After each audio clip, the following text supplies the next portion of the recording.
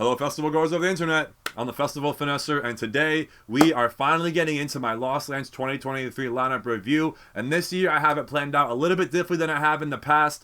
This year we're breaking the lineup down into 3 different videos. Last year we did it in 2 videos, and that was on accident. This year it's by choice. So the first video, this one is going to be tier 1, the second video is going to be tier 2, and the third video is going to be a new concept, which is FF Selects, my personal artist recommendations, and in that video we are not going to be talking about every single artist, but the artists that I really want to see. But in this video and the next video, we're going to be looking at all of these artists and talking about them briefly. We're also going to be breaking down the lineup into 5 different categories to kind of filter through the different vibes and kind of categorize all of these artists and just not make it so overwhelming to look at and read as well. So those 5 categories are going to be heavy dubstep, fun dubstep, weird bass, drum and bass, and house. We also have some other genres mixed in the tier 2 video, melodic bass, rhythm, and some other stuff as well. So again, this video we're talking about the artists and their vibes and the lineup. We are not looking at anything of the festival. We're not talking about anything regarding the festival and the operations and the experience. If you are interested in that kind of content, I have been to Lost Lands the last 5 years, and I have vlogged every year since. So if you want to see how the festival is run and what to expect and what you should prepare for, you can go to those vlogs. I also have videos on my channel to prepare you for camping for that aspect as well. So this is a one-stop shop for all of your festival needs to make sure that I can help you enhance your experience by education and experience and knowledge. So let's talk about tier 1 artists. We're gonna first filter out the artists that we are all kind of here for, and that is the heavy bass artist. So again, I would like to point out that I may pass through some artists here and you're like, what the heck, that is totally a heavy bass artist, Brian, why did you not include them? Well, they're probably going to be included in a different category for a different reason. I'll explain that reasoning as we get to those. So for the heavy dubstep artists in red, we have Barely Alive, Bear Grylls, a 2-hour excision set, Funtcase, Gengar, Hesh, Hole, and Infect. That is a stacked just line right there. I didn't even have to separate that one. That is just one block of red. Jessica Autofred, Kaiwachi, Company, Lays, Phase 1, Riot 10, Subtronics, Sullivan King, Sudden Death, and Woolly. So these are your high energy, mainly heavy, probably going to find mosh pits, several mosh pits, potentially for the whole entire set as some of these artists like Sudden Death and Sullivan King and, Company. These artists are going to be bringing the heavy. Borgor also is extremely heavy at Forbidden Kingdom when I saw him. Like, I thought we were going to get some, like, bouncy, jumpy Borgor. Nah, that was some tear-out Borgor. That was extremely heavy. So everybody on here, for the most part, is going to be primarily heavy and heavy for the whole entire set. Not too many switch-ups. Artists like Woolly is going to have some melodic stuff in there. Artists like Subtronics are going to have some jumpy stuff in there. But, like, for the most part, Barely Alive, Bear Grylls, Funtcase, those are, like, very core dubstep people. Everyone's going to give you a little sprinkle, especially at Lost Lands, but Lost Lands is the place where everyone tries to flex and go the hardest, and it's kind of like a dubstep pedestal for DJs, so it's where really people try and flex and show what they got and do that fresh, new, a fresh, new, heavy, hard set. So at least with these artists, there's definitely a lot of diversity, and the longer Lost Lands has been around, the more diverse it has gotten, in my opinion. And we do have some rhythm in here, too, with Hole and Infect. I want to point that out here. The only 2 rhythm acts. I didn't even really make a rhythm subcategory because there's only 2 in the top tier, but everyone else definitely dubstep, definitely heavy, and you're definitely going to be finding a lot of mosh pits, definitely going to be aggressive, hard-hitting, heavy, crazy, chaotic. That's the kind of energy the red category is going to bring you. Now we're getting into a very weird category, and it's not weird because of the music, it's weird because of how it's grouped. I call this fun dubstep, fun step, and these artists really do a good job of not being in a musical box. So let's take a look at some of these blue artists here, these fun dubstep and kind of like wildcard artists that basically are going to give you a little bit of everything. I couldn't really put a label on it and just categorize them as heavy or weird or house or, they kind of, they're not really weird. They're definitely, these are all still dubstep artists, but a different kind of dubstep, a more fun, less aggressive, still high energy, but, definitely, I feel like it's like dubstep, 50-50. It's like half dubstep, the other half something else, whether it's DMB or melodic or whatever, something weird. So kicking off this, wild card category, we have Adventure Club, BTSM, Blank, Calcium, Diesel, Eliminate, Excision Back-to-Back Downtempo, Kayzo, Kill the Noise, Level Up, More Kismet, Nightmare, Ray Volpe, and Virtual Riot. So these are all artists that are going to be giving you a little bit of everything. You got artists like BTSM who kind of go all over the place. Same thing with Blank, honestly, kind of all over the place. Diesel, you know, a little bit of everything. He just plays a lot of like support, and like I back Diesel 100%. Calcium was kind of one of those weird ones on here where it's like Calcium usually is in the heavy dubstep category, but the more I see Calcium, it's not really like aggressive and mosh pit heavy. It's more bouncy and kind of like fun. Artists like that are kind of hard to judge. Artists like NGHTMRE too, like what category is NGHTMRE? Is he dubstep? Is he trap? You know, he does a bunch of things. Virtual Riot does a bunch of things. Kayzo, you know, hard dance, dubstep, DMB, he's all over the place. Kill the Noise, definitely more dubstep, but it's not aggressive dubstep. It's hard, it's heavy hitting, but it doesn't make me want to punch somebody in the face. You know, it kind of has more of like an old school dubstep, like Circus Records kind of feel, you know. So that is what you can get from most of this blue category. I apologize for kind of going all over the place, but you know, these are, I'm just kind of like mentioning some artists that stuck out to me and why I labeled them in the blue category. Because an artist like Virtual Riot typically should strike you as dubstep, but the more I've seen him live, the less dubstep it really is. And when it is dubstep, it's not like hard. It's like that Virtual Riot sound. And if you know, you know. Very Volpe, same thing, you know. I hope I justified that enough for you guys and it made sense. These are all awesome killer acts, by the way. You know, like Kayzo is a heavy hitting act, NGHTMRE is a heavy hitting act, Ray Volpe is a heavy hitting act, and I say heavy hitting in regards of like their fans. BTSM, Adventure Club, like Blank, huge fan bases, huge artists, all definitely deserving of this tier 1 spot. So now, hey guys, sorry for interrupting, but this is my video, so I wanted to give a quick shout out to the sponsor of this video, KB23 Designs. Formerly KB23 Pins was sponsored my videos before. KB23 Designs is now a full-fledged merch company specializing in baseball, basketball, and hockey jerseys. There are some super dope designs on right now, especially for the EDM kids. They have the Scooptronics one, which is very popular, but this one, the Flavor Machines, will really put them on the map. But don't worry, they got some for the hip-hop kids as well. This Most Dope Mac Miller jersey is super fresh, and you can even get this one on their website right now, kb23designs.com. That's designs with the Z. You can also go to their Facebook group, KB23 Merch and Pins, to get the latest information on releases and updates and news from Kyle himself. You can also connect with other merch and pin collectors alike and find people buying, selling, and trading there as well. So thank you and big ups to Kyle for sponsoring this video, and be on the lookout for a Festival, Finesser, and KB23 collab coming very soon. So now we get into the weird bass, and there's honestly a lot of weird bass for me, what I would define weird bass in here. You know, just as much weird bass as there is dubstep. And so the weird bass is not as high energy. It's definitely more experimental. This is like your wonky, wobbly, space bass. For those kind of artists, we have ATLians, Champagne Drip, Dirt Monkey, Excision Detox, back-to-back Liquid Stranger, bro. That is a highlight for me. That is a do not miss act. That is sick, okay? Like, that is yeah.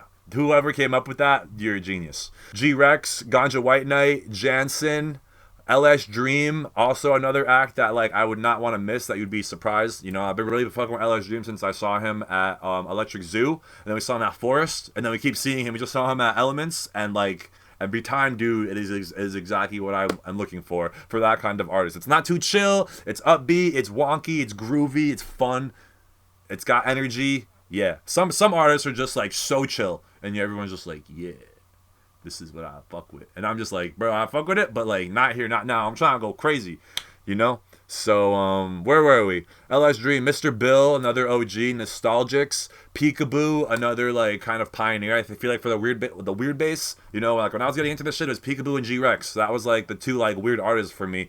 And then like it's just slowly like the bass, like the wook bass scene grew, and I say that respectfully. You know, people think that's a derogatory term and disrespectful, and like, you know, it's like uneducated, but like it's watered down. You know, it's a generic term for me nowadays. I'm not trying to insult anybody by using that term.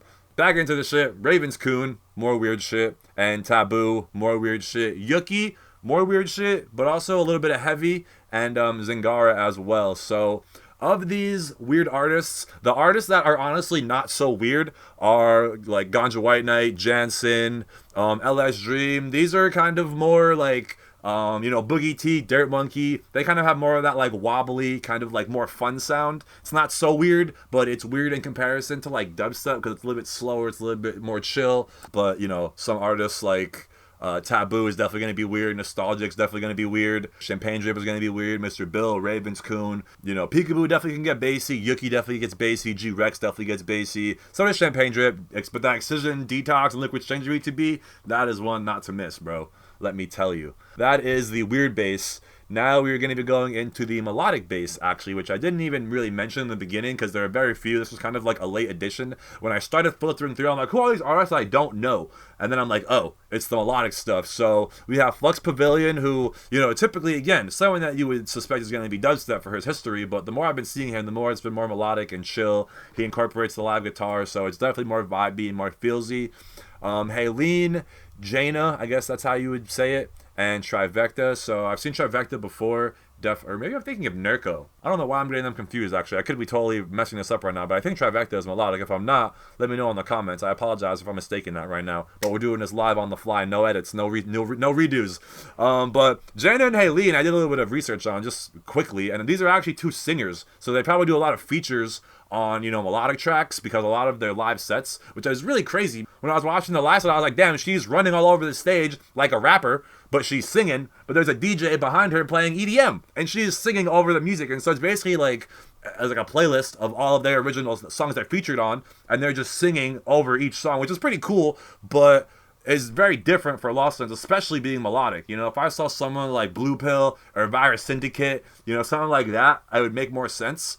But I know they do a lot of features, but it's just crazy to think that, like, they're going to be, like, the whole entire stage, they're going to be singing on it the whole time, potentially. I don't know. I don't think it's going to be a DJ set. I think it's going to be a live set, because, I don't know, I feel like it would say DJ set. But, yeah, that was just, like, some interesting information I found about these artists, and, like, you know, the fact that they were on the tier 1 as singers doing melodic stuff on Lost Lands is just showing, like, how diverse they're really willing to go.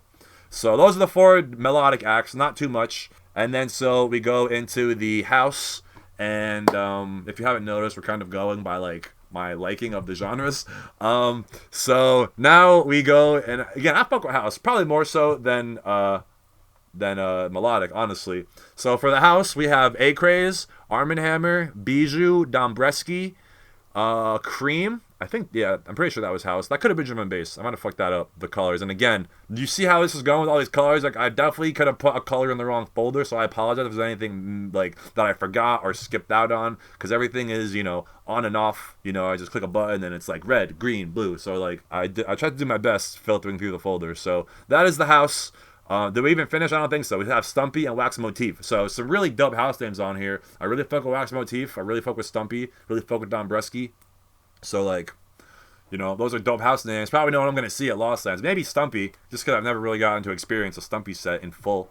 And I really fuck with Willie, so, like, why not? That is the house at Lost Lands for Tier 1. And then the last one on here, the infamous drum and bass in green. So we have Diesel Boy, which is, like, a drum and bass legend, honestly. Ivy Lab DMB set, which is pretty sick. I'm pretty sure, I don't think Ivy Lab has ever been to Lost Lands. Cone Sound DMB set, some more DMB legends. Coven, K9, Lude, Mackie G. These are all artists I had to do research on, by the way. I had no idea who these artists were. Again, same kind of thing as I was filtering out. I was able to be like, who are these artists that I don't know? And then, you know, in 2 songs, I was like, oh, they're DMB artists. That would explain why I don't know them. So, Subfocus, that is a big one. That is like another OG, someone I've been not something I really listen to, but like that's a name that like goes way back for me. And also Reaper, a new hot drum and bass name right now. So how many drum and bass acts do we have on here? 1, 2, 3, 4, 5, 6, 7, 8, 9, like 10 acts. So a pretty decent amount of drum and bass and like some pretty big acts. You know, I feel like if you're into the drum and bass, these are like heavy hitting acts. Yeah, I don't know if I mentioned Netsky. I think so. So yeah, that is Tier 1, believe it or not. Anything that is left on here in white are artists that I was not really familiar with or couldn't really put a label on. Lil Texas I'm familiar with, never actually seen him, but he is just very hard dance and kind of like in his own lane. No other artist on here is really like him. I think like honestly Kayzo is probably the closest artist that I could compare him to for his hard dance kind of tracks, but Lil Texas is like the hardest of hard dance, like 200 BPM, like it sounds like he's playing his music on ×4. Like it just is insane. It's absurd. It's obnoxious, but in a good way. You know, I think you have to have a real kind of like liking for that. But hard dance is definitely big in like other parts of the world. One True God, someone that was also kind of like interesting. I couldn't put a label on it. It wasn't really like fun dubstep, and there was like, it was house, there was weird shit. It was like BPM switches all over the place, and it was really cool, very different. Same thing with Svdden, kind of in that same category, not like having, you know, I was gonna put it in the blue category at first, but then it started going into like house and like all different types of vibes, and it just didn't really strike me as like a dubstep or like a bass act, and I didn't really even know what to label it, so I didn't label it at all.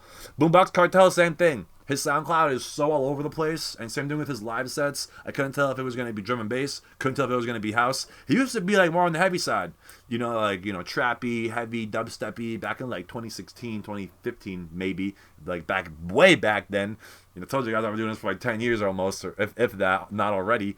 But yeah, so I don't know what's going to get at Boombox Cartel, honestly, but obviously Lost Lands, you know, people as like a pedestal, it's a big stage, literally, so there's a big spotlight on you as well, not on like, you know, between the live streams and the people filming and the media, and, you know, his Instagram and social media, like, is a big deal for a lot of artists, and it is the biggest stage a lot of artists are going to play on. So everybody brings their A game, and a lot of people will try and kind of, you know, it's a big crowd too, so you gotta kind of think about everybody, you know, and who's there and why they're there, and yeah, so that concludes my Lost Lands 2023 Tier 1 lineup review and breakdown. We are now going to transition into the next part of the video, which is Tier 2. We're going to be doing the same thing. So if you guys enjoyed, if you guys want to learn about some more artists and see what kind of vibes they're going to bring into Lost Lands this year, stick around, and you can click the thumbnail right here to get to that video right now. Did you click it yet? I'm gonna keep pointing until you start clicking. Alright, so run it up. I'll see you guys in the next video. Peace out.